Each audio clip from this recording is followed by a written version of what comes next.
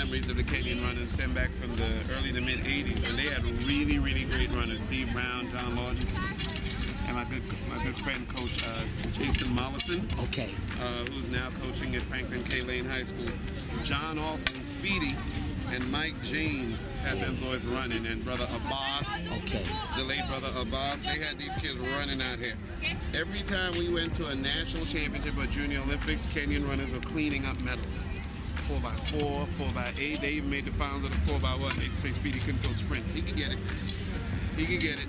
And now, Speedy's making a comeback. Now he's retired from transit. He got 2 or 3 boys, and he comes out here when nobody's around. He had a kid win Junior Olympics last year in the 11-12 midget division. So John Alston, Speedy making that quiet comeback. He only coaches about 5 or 6 kids right now.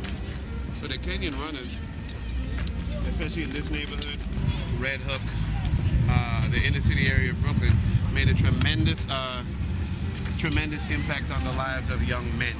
I remember Kenyan Runners because they definitely were the distance squad. Every summer track team had their niche. Yeah. And Kenyan Runners were the distance runner elite that I remember growing up. For them, their speed work was the 4x4. Oh yeah. That's their speed. They could put a 400. They would 4x8, 800 mile, and they used to handle their business. They all looked the same. They all ran the same. They had the same vibe, the same energy. Very versatile. Yeah.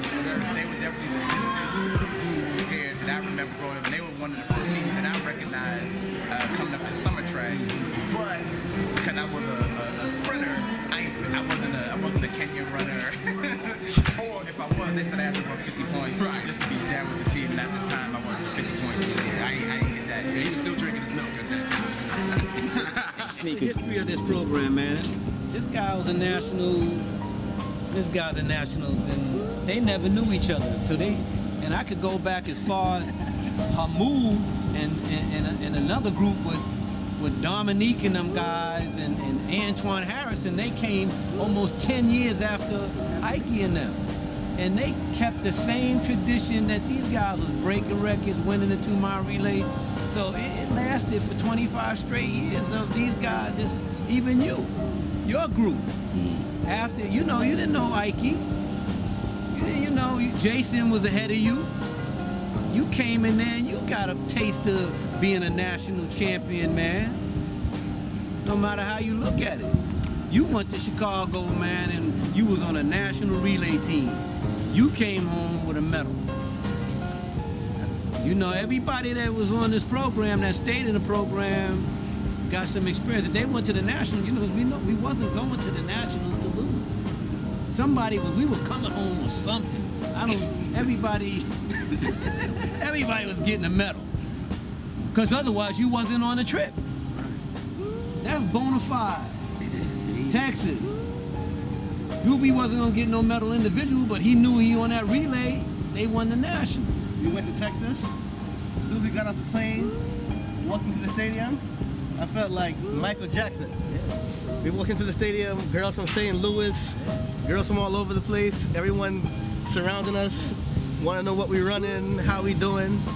And these are people we barely even know. They just seen us run before. A lot of respect. Total respect. A lot of respect, man. We step on that track, man. They looking, they pointing, and they talking. Man, that's a team in the green. That's a great feeling. Talking about the team in the green. That's a great feeling, man. They looking and they talking and they pointing and they getting out. Y'all warming up. They getting out your way and everything. And that's respect, man. And like I said, respect isn't given. It's earned. We commanded that respect. As soon as we enter the stadium, the girls want to talk to you. They come over to your room. You don't know that when you went to Chicago, we was up there, they were talking about 2 of the greatest runners ever, and they were talking about John and David. And then the guy was saying, yeah, I got this team. And they said, man, you don't realize, man, the Kenyans are here, man. You ain't winning that. You're not winning that. They got guys that's going to win that 400, the 200, that 800, and they're going to win that relay. Competition, man. Even at practice, man, guys wanted to outdo one another, and especially you had cats coming, we kind of resented cats coming from Staten Island, Queens, the Bronx, you know, coming out here and they want to take spots. You know, they want to take spots, and we could, you know, they came out here. You know, we didn't really show them no love at first. You know, they had to prove themselves. We didn't show them any love. We come out here, man, like, who's that? That's so and so. You know, they ain't getting no love. You know, we get on that track, man. It's competition. You know, you coming out here to do what? Take my spot? No, sir. Team America was recruiting some of the top high school runners around the country to run against us, man. And we beat them. I don't think Speedy would admit this, but I think John was his favorite. It was his first national champion, and I think it was his favorite. But I mean, he didn't care. He didn't care who you was. He didn't care what you accomplished on the track. He don't care how many national championships you done earned. He'll send you home. He'll call you out. He didn't care. When you send home the best guy on the team, then everybody else knows what time it is. Yeah, exactly. Everybody else got in line. You come out here, man. You know, you step on that track and you lace it up. Playtime over. Let's get down and let's practice. You know, and Cass was regurgitating, throwing up and cramping up. And man, I remember some Eastern District, man. We used to go indoor, Eastern District. High school? High school. We used to train on their track. We used to have to meet at Speedy's mother's house around 7 o'clock. You know, we was a poor team, man. We would have to, Speedy would talk to other teams and see whether or not we can, you know, come in at the end of their practice and use their facility and stuff like that. Eastern District, man, was a high school. We used to have to go there at nighttime, and that's where we would train. And we had a time limit, maybe had like an hour to train. And he had like around 20 cats that he had to, you know, we had to get through. And man, cats, man, it was some rough workouts at Eastern District, man. I mean, cats were scared to come out the bathroom. Going in the bathroom, you know, throwing up and stuff like that, man. Standing on the stool. Man. So when I looked under there, he was. They weren't in there, but they were standing on the toilet seat. Kenny and them didn't want to be the last team that didn't win. Because Kenny went out in like 51 or something like that. 52 flat. And you was telling him how to run the race. He wanted to run at 150, man. If that guy was further, he would have ran 149.5. If he was further, he would have ran 148. He would have caught him no matter what. No matter what he was going to do, he was going to catch him. Then Kenny won the 8 and the 15. We ran from the front, man. A lot of times, man, we wasn't really being pushed, man, that much. You know, maybe the first half of the race, but after that, man, we was running from the front. Man, I remember Donovan. I used to walk. We went out of town. The first time we went out of town to Ohio, Dayton. He was walking around with his birth certificate. They were like, that kid ain't 11 years old. Wow. Yeah, man. Yeah, but Donovan, man, rest in peace, man. Yeah. He was a hell of a runner, man. Just imagine. Won the Nationals in the 100 and the 2 in Ohio. Then they won the national record in the 4x1. Yeah. They came back and won the intermediate 4x8 in Texas. Yeah. He was on that national team that won in Texas. Who's on that team? That was Donald, Dowell, and Jason. Oh, Hubie, you talking about Kevin Miller's brother. Oh. 89? Yeah. Gotta be 89 because Darian broke the record in that 15 that same meet. Yeah. Yeah. 89. That's when he came back and beat Cornhusker Flyers. Yeah. They beat us the year before. Oh, 88, okay. They beat us the year before in Philly. Right. Oh, yeah. And then we came back with a vengeance. Yeah, because that's even close the second time. Yeah. Now, Jason, we was talking about you earlier, man. You started out a little slow. It took 2-3 years or 4 years for you to get developed. What clicked in your head, or you know? I think what happened is, as I was telling Coach Speed earlier, is that a lot of coaches focus on coaching philosophy, science behind training, running a certain amount of miles, all the kind of stuff you go to school to learn about. But this morning, when I was thinking about what made this team so great, it came down to the one ingredient, and that was toughness. So what I realized is that anyone who came through this team left a champion because they became tough. So some people think that toughness is because he took guys from Red Hook and they were tough already. But what I was thinking about is that I was like a hood Huxtable kid. I was like a Cosby kid from the hood. So we weren't as rich as the Cosbys, but we were better off than a lot of other people. So for me, coming into the hood and becoming tough showed that it's not just where you're born or raised or where you're living, but how you're molded by the team. So I think it just took me a couple of years to get tough enough to believe that I actually was better than everybody else to get ready to win. Yeah. So I remember when I first started, I used to be getting blown out coming in 5th or 6th in practice, you know, in Group B or Group C. And then one year, I thought them guys were letting me win. So I was beating up on Donald and them guys are like, hold up, you guys letting me win? Then we ran a race and I was like, hold up, I had the Charlie Brown moment. Like, I'm in first, I'm winning. And after that, man, I didn't think I could lose to anybody. Kind of. And I say kind of because when I was at my best at the Nationals in Philadelphia one year,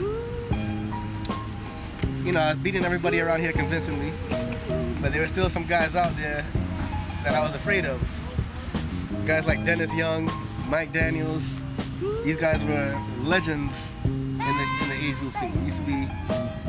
They used to be blowing me out by the whole straightaway in the 1500.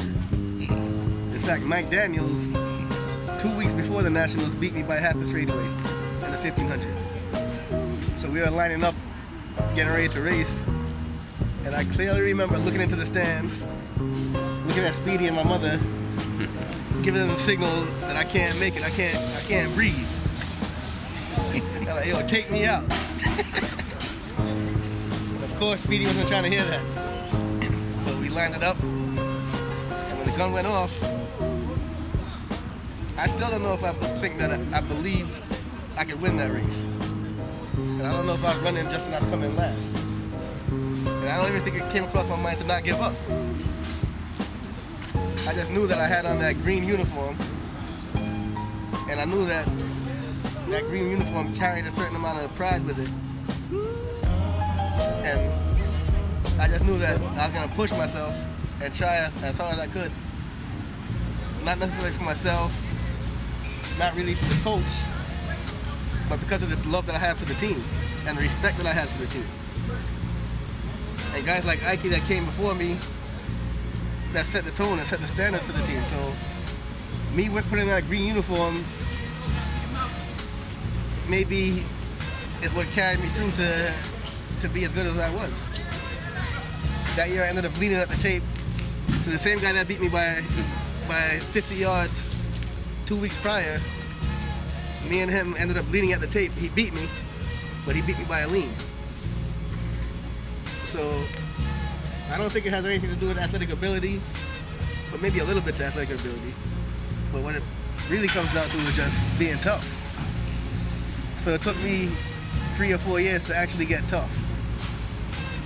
And that toughness is what I use every day now. So I went through a rough stretch recently with my family, losing my mother and my sister and stuff like that. And all that keeps me going now is that toughness that I gained when I was on the team before. So I think the one thing that this team did, or one thing that Speedy did as a coach that no one else can replicate, is make guys tough. We used to come to practice, and he used to call guys soft and punks and all kind of stuff like that. He called you out in a minute. And those guys, I think maybe what it was is the guys that was really tough quit. And the guys that weren't tough, the soft guys, were scared of Speedy, so they stuck around and ended up becoming more tough than the guys that were tough before they quit. And if you didn't practice right, if you ain't come out here and you ain't put it 110%, get off the track. Go home. There are some days he'll come to practice. You know, cats will come just to come here, they out there talking and laughing and joking. Put your stuff on and go home. Get off the track. That's the way he carried it. He'll call you out in a minute. So, Ike, who was the first person that you saw Speedy send home? Oh man, I don't know, man. John. I remember he sent John home a lot. John was to get out there and play a lot. So who was the first person that you ostracized when that came from somewhere else, not from here? During my age group, Timmy was the first one. Timmy Moore. But after we seen what Timmy can do, what he was all about, Timmy had some heart. He wasn't no punk. Timmy didn't want to really come to the team. His father he said aggression programming. He said you gonna be with that or you not gonna do it. I was thankful for Timmy though. When you hand that stick off to Timmy, race is over. If it was close, you gave the mile relay, 2 mile relay, you gave the stick to Timmy, race is over. Like growing up in the projects, if a new cat moved in the neighborhood, he had to earn that respect. Wasn't given no respect. Same when you step on this track, you had to earn your respect. You wasn't given no respect. You had to earn it. You had to earn it, man. You remember them days, Saif, when he first came down, how we used to roll? Yeah. It's not easy to make it through this program anymore. A lot of guys love the team and want to be a part of the team. Couldn't. But they just can't do it. Because mentally, this is a challenge. It took a lot of commitment. You had to be committed to come out here Monday to Friday and put your body, put your mind to the type of stress that Speedy had put it through. On a dirt track, not this nice. It took a lot out of you, man. It took a lot out of you, man. Year after year after year, man. Like I said, I came to the program when I was like 11 years old. And, I ran up until my last year of high school. And, but it was tough, man. I thank God for Speedy, man. I mean, I made it out of Railroad Project. A lot of cats can't say that, man. A lot of cats can't. A lot of my friends are locked up, incarcerated, they're dead, on drugs and stuff like that, man. I mean, a lot of cats can't say that, man. I thank God that, he raised me, man. He raised a lot of us, man. He raised a lot of cats out of here, man. Even some of the guys that came to the team and didn't make it, man. I'm sure they got something from the program. I'm sure they got something. And I thank God for him, man, because not too many people was gonna take you underneath the wing like he did, man, and put all the time and effort. I mean, I didn't find out until later on that he used to leave work because he used to work nights. So he used to leave work, and the reason we had to wait for him at his house before we go up to Philly on the weekends because he was just getting off work. So I didn't realize this until recently. This man used to work all night, hustle home from work, jump in a van, drive up to Philly with a bunch of kids that he had to spend some of his hard work money on so they can make the trip even up there and buy them lunch, pay for entry fees and everything like that. Stay there all day, drive back home, and go right back to work. That's true commitment. That's unbelievable commitment. And then you had your mother and father will help drive too sometimes to the meets and things of that nature. Yeah. How was that? How did that affect you with your parents being so supportive with your running career? For me, like Ikey was saying, how those tough days that come around make you want to quit. I had several of those days, but my mother would pick me up from school and drive me here. And every time I got by the BQE over there, I started having a stomach ache. Oh, man. Like, Mom, I can't believe you making me go out here and do this. And she would drop me off, stay in the car and do some crochet, whatever she was doing, and put me in the hands of Speedy. And she never even came out to tell him to take it easy. Are you doing too much? Nothing like that. She just put me out there, trusted in him, and took me home every day, made sure I had something to eat. But she was, without their support, I don't know if I could have made it either. And I just want to stress, man, Speedy wasn't even being compensated for this. This was his love. This was his passion, man. I mean, how many years? You talking about over since 19? I'm not sure. When when did you start, Miccio? 77, November 15. You know, that's a long time, man. Long time. You know, you raise a lot of kids out here, man. A lot of kids, man. Really thank God. That's why when you called me, you know, we spoke and everything, I said, look, just tell me where to be, what to do. I'm there. You know, when you give it back, man, tell them the story, man. You built a hell of a brand, man. Miccio Striders, then the Kenyan Runners, hell of a brand. Now, did that change in the name from the Miccio Striders to the Kenyan Runners instill in you some type of cultural awareness of who you was? Definitely. He was, you know, he used to always talk about, like I said, he was an educator, man. He used to always talk about the Africans, Ethiopians, Kip Keino. You know, like who? Like, I was like, you know, you talking to a little 12-year-old kid. I don't know who that is. I don't, you know, I'm into sprints. You know, I didn't want to run that white boy stuff, the halves and the miles, and cross country. Our mind wasn't set for that, man. And then he slowly transitioned us to, you know, he's always telling me, man, you want to be a half mile, you want to be a mile. I didn't want to hear that. I wanted to run 100, the 200s, stuff like that. That's all I wanted to run. When I joined the team, I didn't even know what a Kenyan was. I just thought it was the name of the team. And then afterwards, he started talking to us, and then I learned that Kenya was actually a country in Africa with a great running tradition, distance running. And then it all started to make sense. I just signed up initially because it was a team. It all started to come together, man. Yeah. It all started to come together, man.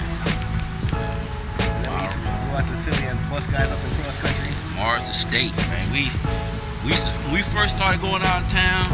Mars State used to kick out behind. Alan Laws, Louis Gambrell, little William Reed. Little William Reed was he was a younger cat, but he used to dominate in 100, 200. But he became a Penn Relays legend. Alan Laws and Louis Gambrell, they used to kick out behind us. We first started going out in town to different meets up in Pennsylvania and stuff like that. And after that, man, after a while, it was a wrap. We just started dominating, man. We started dominating. But you know, it was, you know, you got to visit other states. You know, you go other places, and you know, you get exposure to other things, so that this ain't all what it's meant out to be. You know, you go out to see other states and other cities and stuff like that. You know, there's more to Brooklyn. There's more to regular. Now, y'all had a commercial on TV at one point, right? It was a commercial. That must have been Channel 13 show. That must have been after my time. I remember that Channel 13. It was when John had the documentary on Channel 13. Okay. Right after that, they had a public service announcement about joining the Kenyan Runners. Oh. It was on Channel 4. It was a little segment, maybe about 10, 15 seconds. He had a documentary they did on John. Yeah. Channel 13. Ikey was in that documentary. Yeah. That's when you saw him running on the beach. Yeah. We didn't show it to you? Nah, I never. What's the name of the documentary? It was called Kids, but Mike edited and cut out all the other people that was in it. He just did the whole profile of the team. And so actually, they showed us at the Nationals, the one that Ikey went to in '81. I figured it out, man. Earlier you asked me about what made the transition, why it took me 4 years to get good, or 3 years to get good. And the day I decided I was going to be good was the day that I got left home from the Oregon trip. Remember that? That was '85, right? About that, yeah. I got left home from Oregon. I was like, you know what? I'm not getting left home again. Yeah. Because I believed at that time that I was better than some of the guys that would beat the next year or two, putting in work. And then when I came back with a vengeance and never got left home again. '85 Oregon trip, right. I remember that. Yeah, I got left home. Well, yeah. Me and Bob used to come out here because the answer machine kept saying out of town. He's out of town. That's when Cosnell, we did the Cosnell move and put Cosnell last as the weak leg. Yeah. That was Shamel.